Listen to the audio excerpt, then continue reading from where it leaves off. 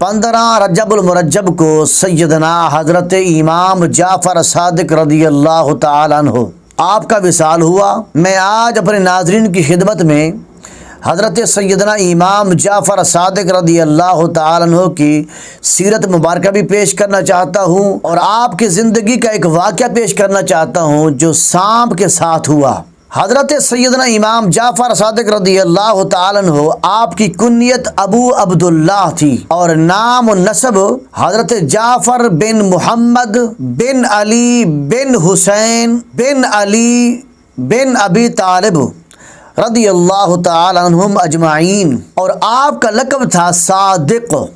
آپ کے زہد اور آپ کے تقوی اور آپ کی عبادت اور آپ کی ریاضت اور آپ کی مجاہدہ اور عبادت گزاری کے متعلق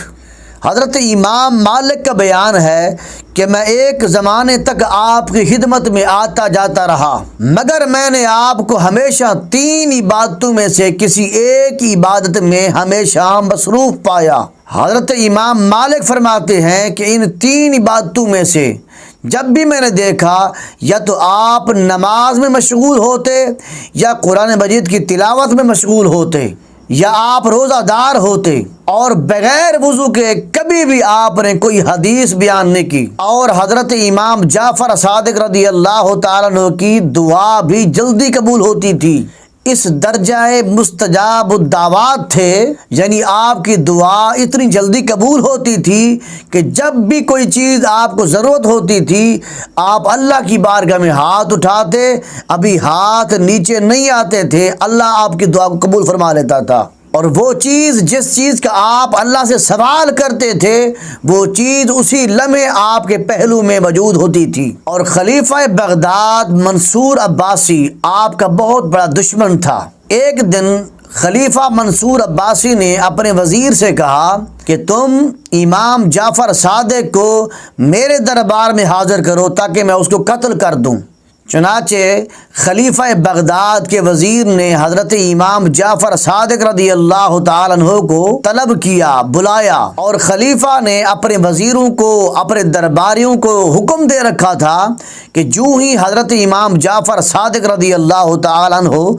میرے دربار میں حاضر ہوں اور میں اپنے سر سے اپنا تاج اتار کر نیچے رکھوں، اسی لمحے تم نے حضرت امام جعفر صادق رضی اللہ تعالیٰ عنہ کو قتل کر دینا ہے۔ اور ہوا یہ کہ حضرت امام جعفر صادق رضی اللہ تعالیٰ عنہ جو ہی دربار میں حاضر ہوئے، منصور عباسی خلیفہ جو تھا وہ گھبرا کر کھڑا ہو گیا، اور حضرت امام جعفر صادق رضی اللہ تعالیٰ عنہ کو اونچی جگہ پر بٹھا کر خود وہ خلیفہ نیچے بیٹھ گیا ادب کے ساتھ۔ تو جن جلادوں کو، وزیروں کو خلیفہ وقت نے حکم دے رکھا تھا کہ تم نے ان کو قتل کر دینا ہے، وہ حیران ہو گئے کہ یہ کیا ماجرا ہو رہا ہے۔ چنانچہ منصور خلیفہ نے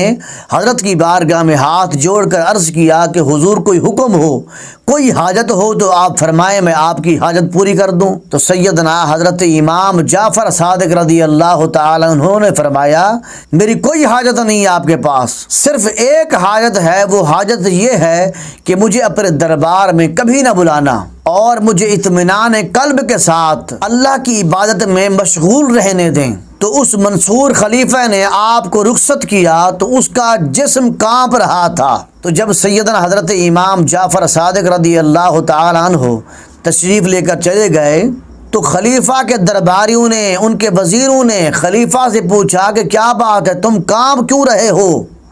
اور تم نے تو ہمیں یہ کہا تھا کہ جب میں اپنا تاج اتار کر نیچے رکھوں تو تم نے ان کو قتل کر دینا ہے، لیکن کام تو یہاں برعکس تھا، اس کی وجہ کیا ہے، کیا ہوا تھا؟ تو منصور خلیفہ نے کہا کہ جب سیدنا حضرت امام جعفر صادق رضی اللہ تعالیٰ عنہ میرے دربار میں حاضر ہوئے تو آپ کے ساتھ ایک بہت بڑا سانپ تھا جس نے اپنا منہ کھولا ہوا تھا اور زبان حال سے کہہ رہا تھا، اگر تم نے میرے امام کو کوئی تکلیف دی